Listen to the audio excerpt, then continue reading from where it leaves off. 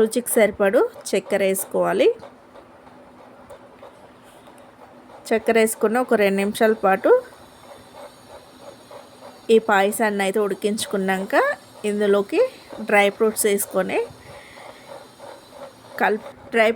Dry fruits వేసుకొని ఒక 2-3 నిమిషాల పాటు కలుపుతూ ఉడికించుకోవాలి.